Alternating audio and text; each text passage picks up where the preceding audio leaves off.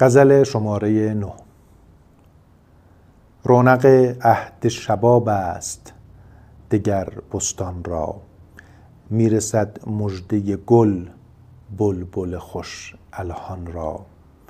ای صبا گر به جوانان چمن باز رسی، خدمت ما برسان سرو و گل و ریحان را.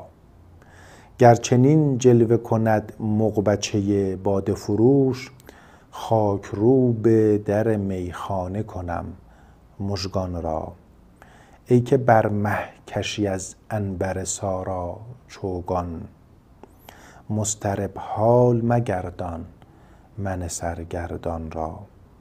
ترسم این قوم که بر دردکشان میخندند، بر سر کار خرابات کنند ایمان را.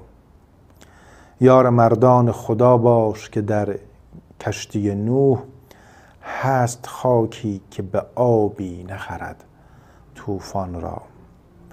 برو از خانه گردون به در و نان مطلب، کان سیه کاسه در آخر بکشد مهمان را.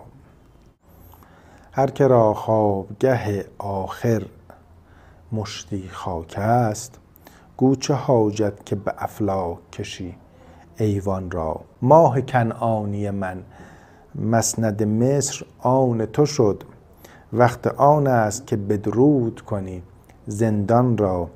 حافظا می خور و رندی کن و خوش باش، ولی دام تزویر مکن چون دگران قرآن را.